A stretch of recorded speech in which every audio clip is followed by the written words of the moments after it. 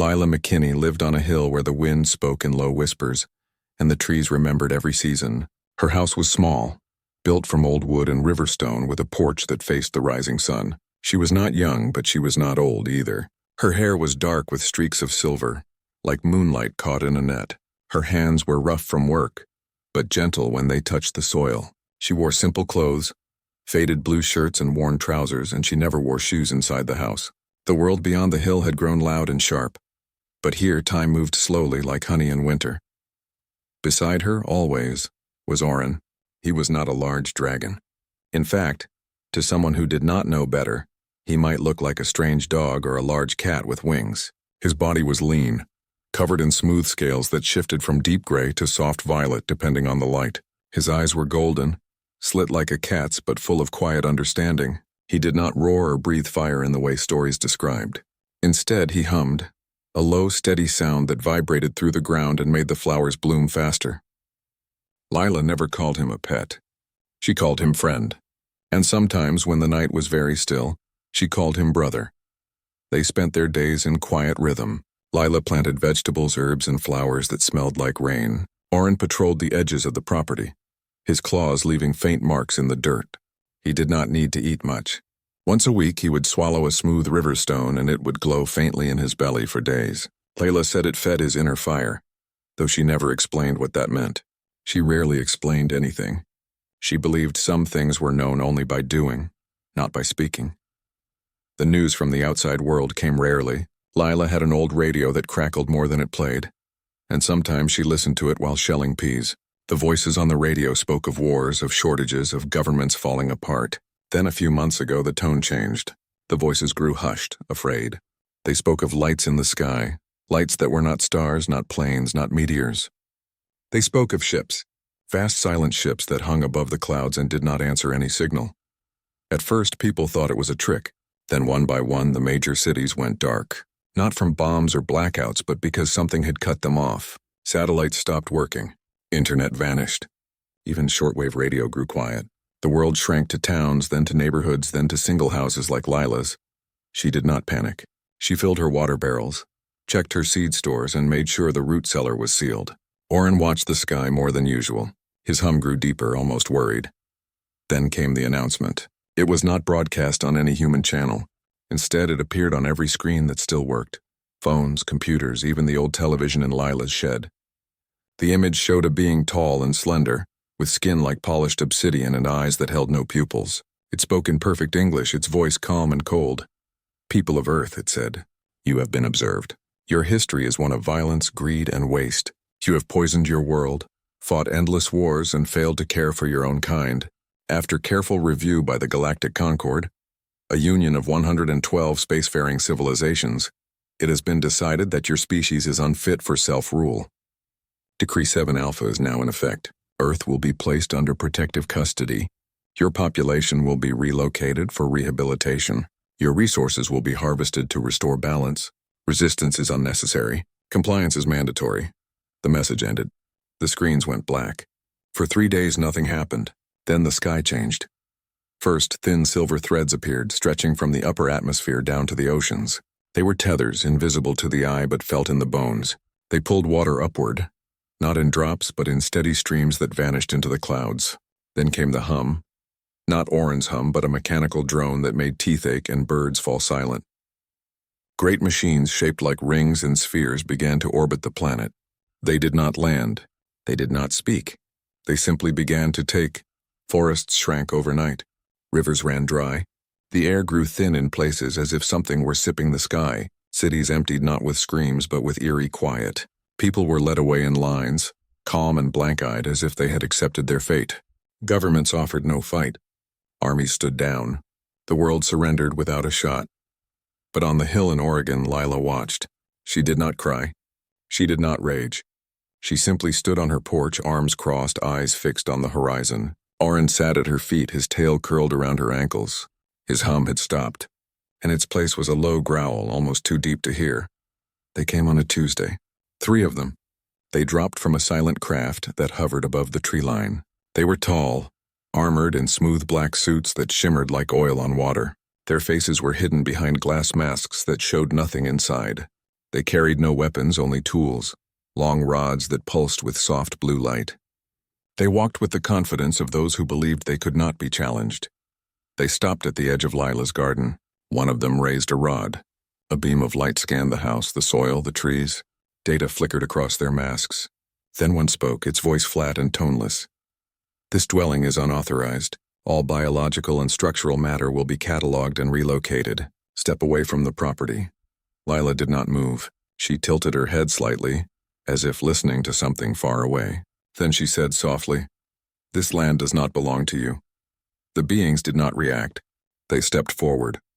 Orin rose. He did not roar. He did not leap. He simply unfolded his wings.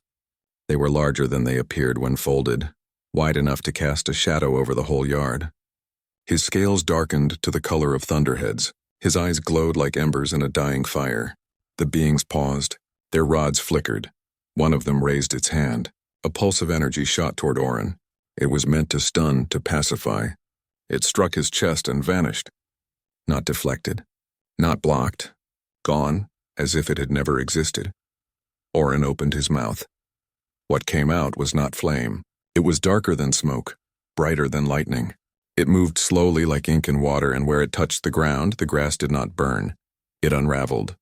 The molecules themselves seemed to forget how to hold together. The three beings tried to run, but their suits dissolved before they took 2 steps. They did not scream. They simply ceased to be, like chalk wiped from a board. Silence returned. Orin folded his wings. His glow faded. He looked up at Lila, his golden eyes soft again. She knelt and placed a hand on his head. "They did not know," she said. "They thought Earth was just rock and water. Just animals and machines." She stood and walked to the edge of the garden. She picked up one of the fallen rods. It was cold, dead now. She snapped it in half and dropped it into the soil. Then she turned back to the house. Inside, she opened a wooden chest hidden beneath the floorboards. It held old books, dried herbs, and a single stone carved with symbols no human language could read. She took the stone and tied it around her neck. It warmed against her skin as if it had been waiting. She packed a satchel with bread, dried fruit, a knife, and a flask of water. She filled a smaller pouch with seeds, oak, pine, lavender, and something that looked like starlight caught in a pod. Orin waited by the door, his tail flicking once. Lila stepped onto the porch and looked at the sky. The silver tether still hung there, drinking the world dry. But between them, she saw something else. A faint shimmer like heat rising from desert sand. It was the ley lines, the old paths of power that ran beneath the earth. They were waking. She took a deep breath. The air tasted of ozone and pine. Then she walked down the path, Orin at her side. They did not look back. Somewhere far away, in a chamber of crystal and light, the leaders of the Galactic Concord reviewed the report from Sector Gamma 9. Anomaly detected. 3 enforcers lost. Cause unknown. They marked it as a glitch, a minor setback. They did not send more troops. They assumed the primitive world had no defenses worth noting. They did not know that Earth had never been defenseless. They did not know about the Keepers, the ones who listened to the wind and spoke to the stones. They did not know about the dragons who slept beneath mountains, waiting for the call, and they certainly did not know about Lila McKinney. She walked south, toward the old forests, toward the places where the world still remembered its name. Orin matched her pace, his claws clicking softly on the road. The sun set behind them, painting the sky in red and gold. Ahead, the first stars appeared. The war had not begun with armies or weapons. It had begun with a woman and her friend, walking into the dark carrying nothing but seeds and silence. And the earth, for the first time in centuries, began to breathe again. Lila walked for 3 days without stopping. Orin stayed close, his steps light on the cracked asphalt. The world around them was quiet in a way that felt wrong. No birds called. No insects buzzed. Even the wind seemed to hold its breath. The silver tethers still hung in the sky, pulling water and air into the void. Rivers they crossed were shallow and warm. Their beds cracked like old bones. Trees stood leafless, not from winter but from thirst. On the 4th morning, they reached a valley that had once been green with wheat and wildflowers. Now it was gray and still. In the center stood a Kavor outpost, a dome of black metal, smooth and seamless, humming with the same drone that had filled the air since the decree. It was small, meant only for observation and control, but it pulsed like a heartbeat.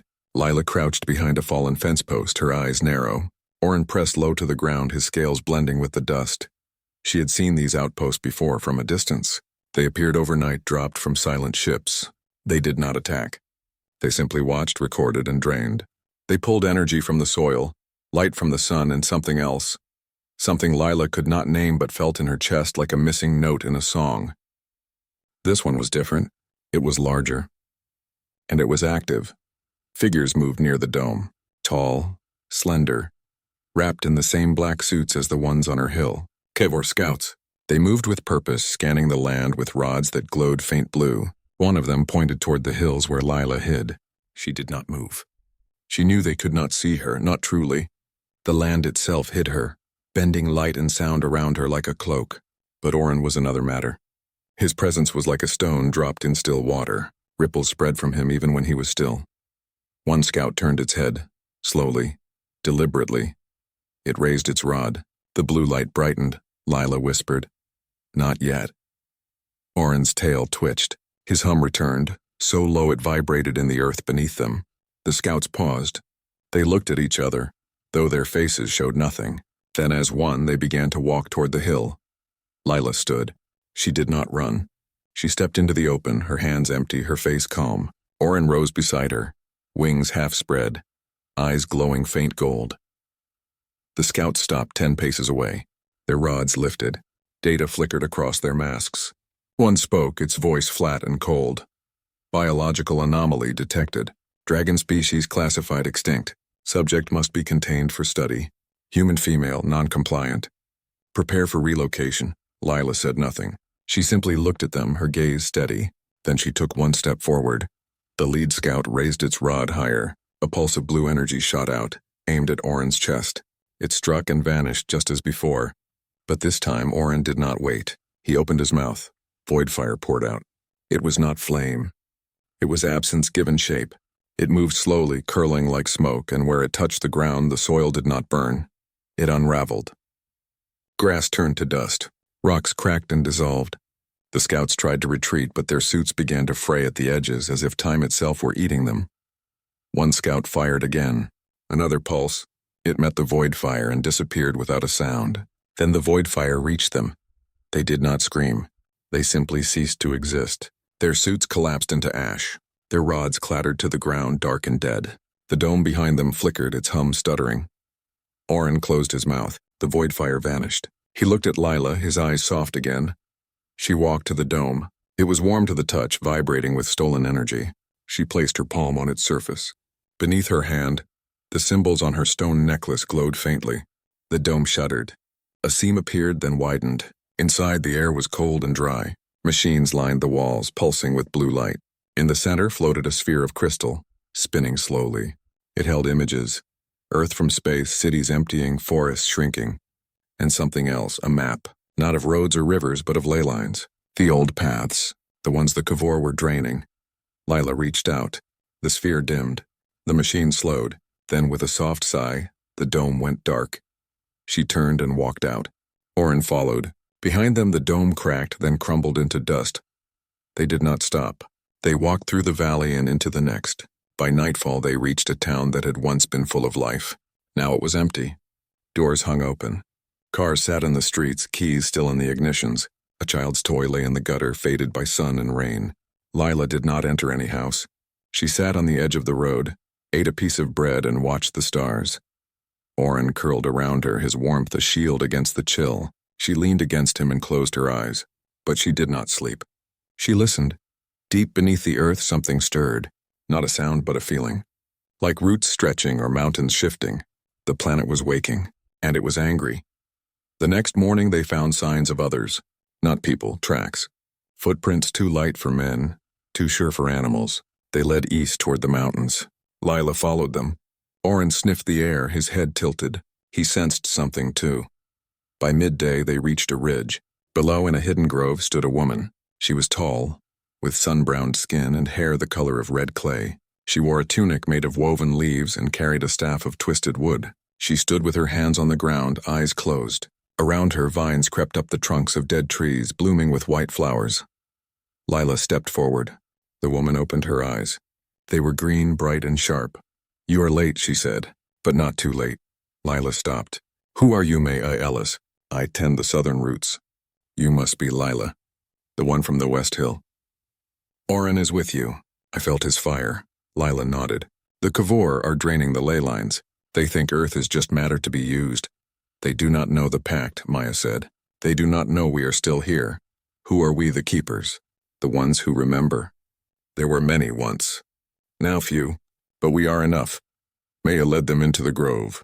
The air grew warmer, sweeter. Water trickled from a hidden spring. She offered them fruit, berries that glowed faintly in the dim light. The conquered thinks they won, Maya said. They think humanity is broken. They do not see that the real war is not fought with guns or ships. It is fought in the soil, in the roots, in the breath of the world. Lila ate the berry. It tasted like rain and sunlight. She felt strength return to her limbs. What do we do wake the others? We call the lines. We remind the earth of its voice. And Orange is the key, the last of the Sky Guardians. When the pact was made, dragons were bound to the land. They sleep when the world sleeps. They rise when it fights. Oren lowered his head. Maya placed a hand on his snout. He hummed, a sound that made the flowers bloom wider. We go north next, Maya said, to the Icelands. Claire Dunn waits there. She hears the glaciers speak. Together we can close the northern drain. Lila looked at the sky. The tethers still hung, but one of them flickered, far to the west. The dome they had destroyed had weakened the network. They rested that night in the grove. In the morning, Maya gave Lila a pouch of seeds, black and hard, shaped like teardrops. Plant these where the Kavor have walked, she said. They will grow fast. They will remember. They left at dawn. Maya stayed behind, her hands once more on the earth. Vines wrapped around the empty outpost, pulling it into the ground. Lila and Oren walked north. The land grew colder. Snow appeared on the ground, thin at first, then deeper. They passed abandoned towns, frozen rivers, and fields of ice. On the 7th day, they saw the northern drain, a tower of black crystal taller than any building, pulsing with stolen energy. It stood in the center of a frozen lake, its base buried deep in the ice. Around it, Kavor scouts moved in silence, more than before. Dozens of them. They knew something was wrong. They were reinforcing the drain. Lila crouched behind a ridge of ice. Oren's scales turned white, blending with the snow. We cannot fight them all, she whispered. Oren looked at her. Then he looked at the lake.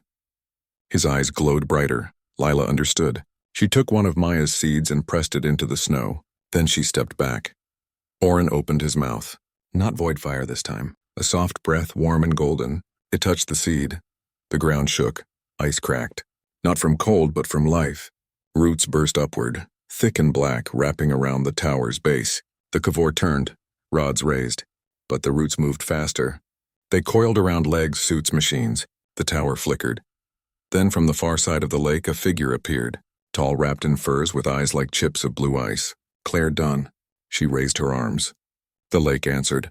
Water rose. Not melted ice, liquid, dark, and ancient. It surged over the ice, swallowing the scouts. Where it touched them, their suits froze solid, then shattered. The tower groaned. Cracks spread up its side. Light bled from the fractures. Lila ran forward. Oren flew beside her, his wings beating the cold air. She reached the base of the tower and placed her hands on the crystal. The stone around her neck burned hot. She spoke a word, not in English, not in any human tongue. It was older than language. The tower exploded. Not with fire, but with silence. The light vanished. The hum died. The Kavor scouts collapsed, their masks dark. Claire walked across the water, which parted for her. She stopped before Lila and nodded. The ice has spoken, she said. It says the war has begun. Lila looked at the sky. 2 of the silver tethers were gone. The 3rd flickered. The world changed in quiet ways after the northern drain fell. The air grew heavier, richer, as if the sky had taken a deep breath. Rivers began to flow again, not with their old strength, but with purpose. Trees pushed new buds through bark that had been dry for years. The silver tethers still hung in the sky, but they no longer pulled with the same hunger. One had vanished completely. The other 2 flickered like dying candles. Lila, Oren, and Claire walked south together. Claire carried a staff of ice that never melted, and her boots left no prints in the snow. She spoke little, but when she did, the wind listened. Maya had sent word through the roots. Meet in the desert.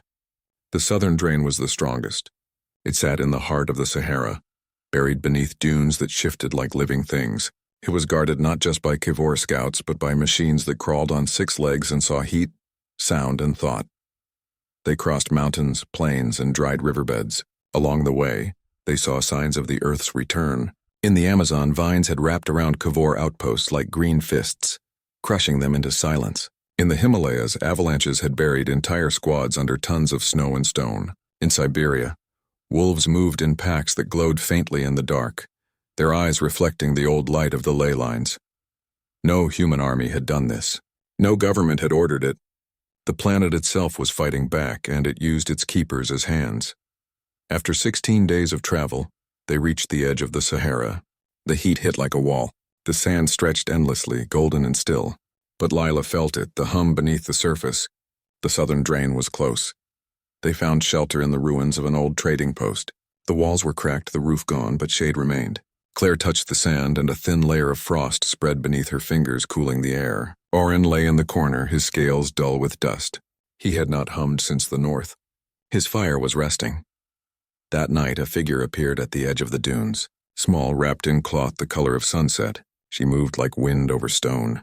Her name was Nora Bell. She was the keeper of the sands. "You are here," she said. "The dunes told me." Lila stood. "The drain, it sleeps by day, wakes at night. It drinks the heat, the light, the memory of the desert. It is strong. How do we break it?" Nora smiled. "Not by breaking, by remembering." She led them into the dunes at dawn. The sun rose behind them, painting the sand in red and gold. They walked for hours, following paths only Nora could see. The sand shifted underfoot but never swallowed them.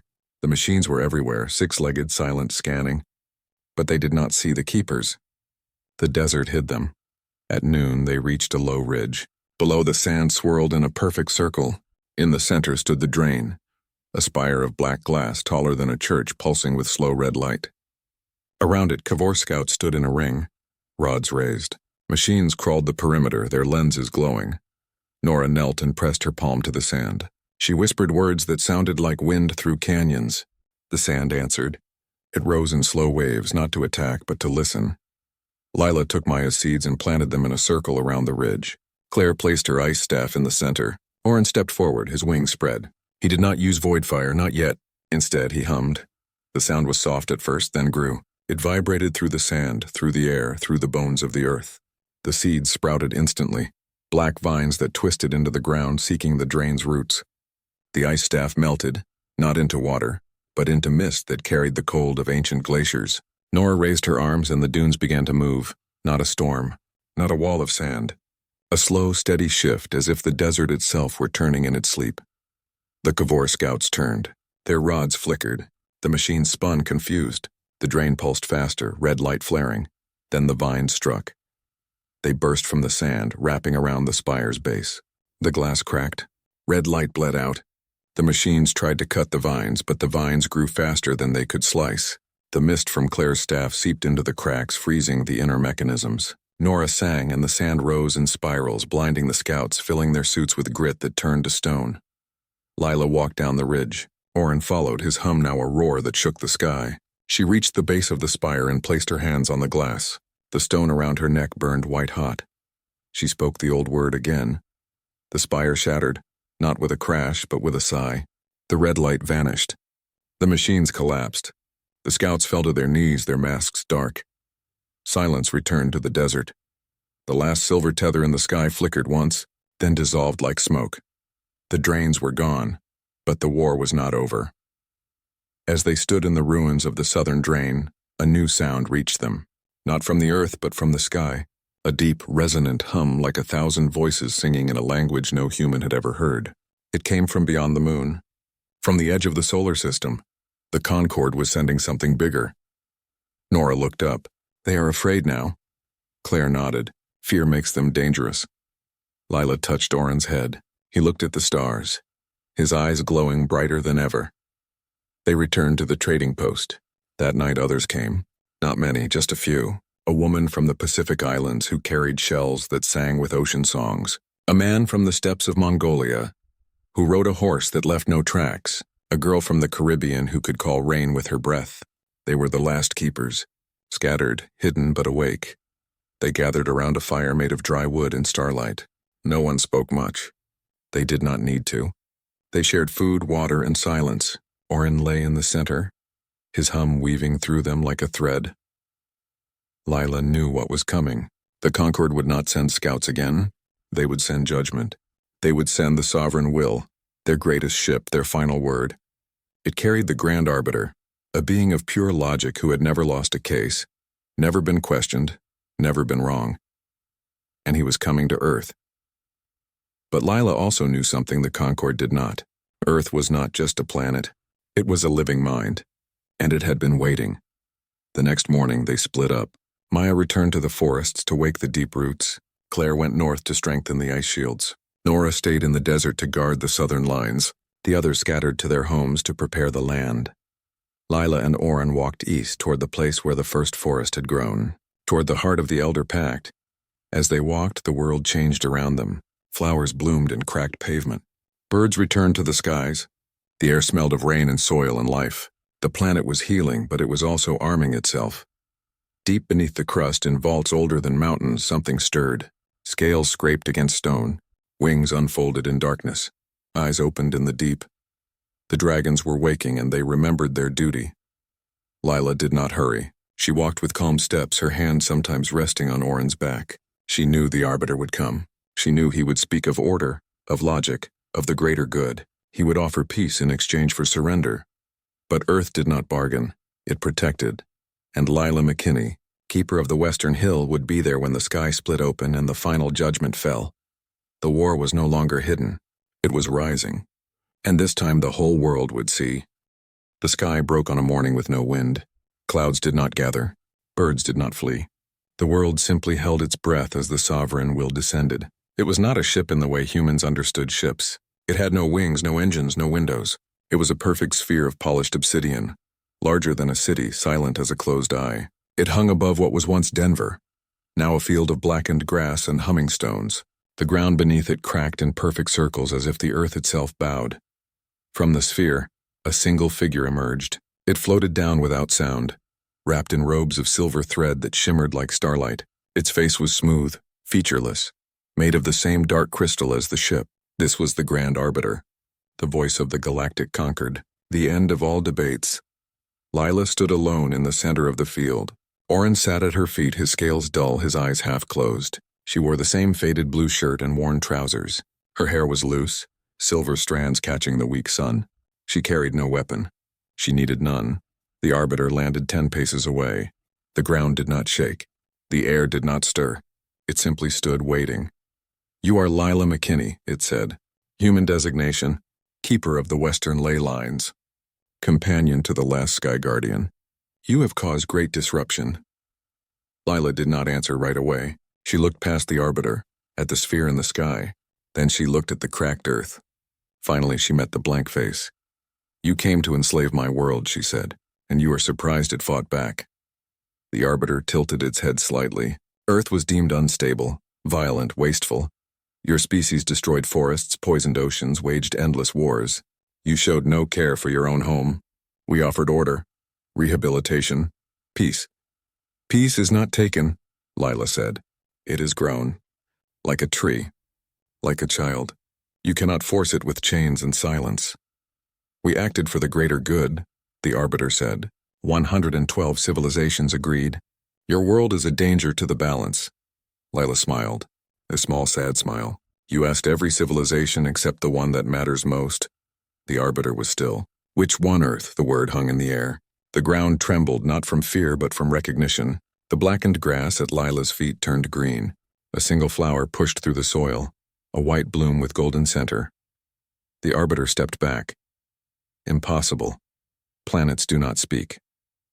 They do not choose. They do when they are loved," Lila said. "When someone listens," she raised her hand, "not in threat, in invitation." Oren rose. His wings unfolded wider than ever before. His scales shifted from gray to gold to deep violet. His eyes blazed like twin suns, and he hummed. Not a low sound, but a song that shook the sky. The ground split, not in destruction but in awakening. Mountains rose where plains had been. Rivers burst from dry earth. Trees shot upward, their branches weaving into a living dome. From the cracks in the land, shapes emerged, dragons, dozens of them. Some as large as houses, others small like Orin. Their scales glowed with colors no human eye had seen. Their wings filled the air with light. They were not beasts. They were not weapons. They were Earth's voice made flesh. The Arbiter raised its hands. Energy gathered around it, bright and sharp. A final defense, a last judgment. But the dragons did not attack. They simply surrounded the Arbiter, their hums joining Orin's into one great chord. The sound did not hurt. It revealed. The Arbiter saw. It saw the first forest breathing. It saw the oceans singing. It saw the mountains dreaming.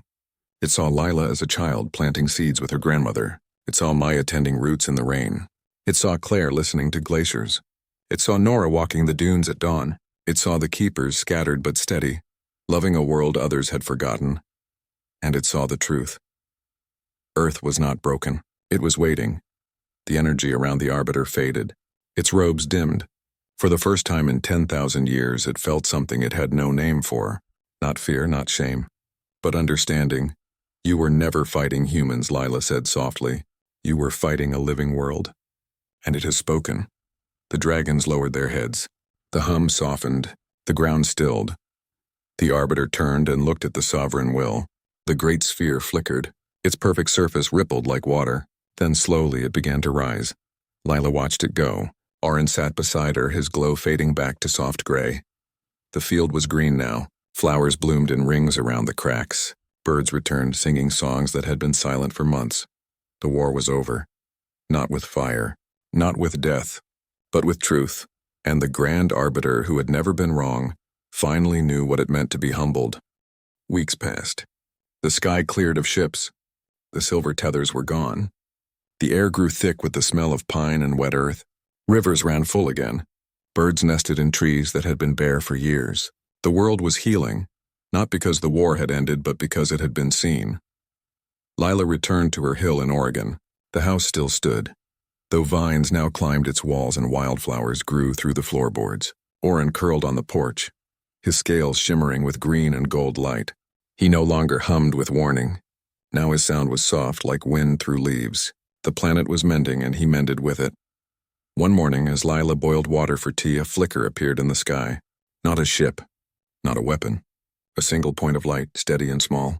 Then another, and another. Soon dozens of lights gathered at the edge of the solar system, just beyond the Kuiper Belt. They did not move closer. They simply waited. A message came, not on screens or radios, but in the wind, in the roots, in the quiet spaces between heartbeats. It was not spoken in words, but in feeling. It carried one thought, repeated over and over like a prayer. We beg forgiveness. Lila stood on the porch and listened. Orin lifted his head. His eyes reflected the distant lights. They were the envoys of the galactic concord, not soldiers, not judges, just beings who had once believed they knew better. Now they came without armor, without demands. They came with empty hands and bowed heads. One by one they arrived, not in warships but in small vessels shaped like seeds. They landed in the fields below Lila's hill. They stepped out wearing simple robes of white and gray. Their faces were uncovered.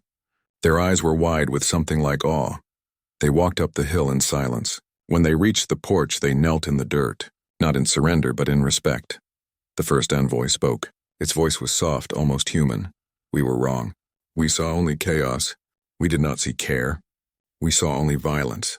We did not see love. We ask for your mercy. Lila looked at them. She saw no pride, no hidden weapons, only sorrow and hope.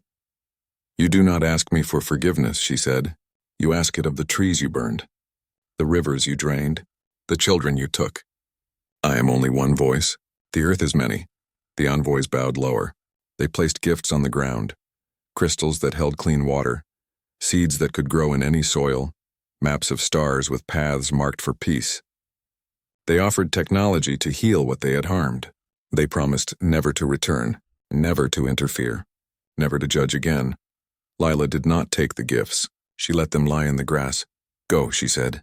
Tell your people what you saw. Tell them that some worlds are not owned. They are tended. Tell them that Earth is not silent. It only waits for someone to listen. The envoys rose. They walked back to their ships without looking back. The lights in the sky dimmed, then vanished. Lila turned and went inside. Oren followed, his claws clicking on the wooden floor. She sat at the table and poured tea. The steam curled like a question. That evening, Maya arrived. She came through the garden, her feet bare, her hair full of leaves. Claire came next, her breath fogging the warm air. Nora appeared at dusk, her skin dusted with desert sand. Others came too. The keeper from the islands, the rider from the steppes, the girl who called rain. They gathered on the porch, not speaking, just being. Oren lay in the center, his hum weaving them together. The stars came out brighter than they had been in years. Lila looked at her friends. They were tired, scarred, but alive. And the world was alive with them. The Concord would remember, not because they were punished, but because they were shown. Shown that strength is not in control but in care, that peace is not given but grown. Deep below, the dragons slept again, not in fear but in trust. They knew the keepers were awake. Lila stood and walked to the edge of the porch. She looked at the sky, now empty of ships full of stars. She placed a hand on the railing. The wood was warm. Earth had not needed saving. It had only needed remembering. And Lila McKinney, with her silver-streaked hair and quiet hands, had helped the world remember its name. The wind blew softly. The trees whispered. Oren sighed in his sleep. Somewhere far away, a child planted a seed, and the world began again.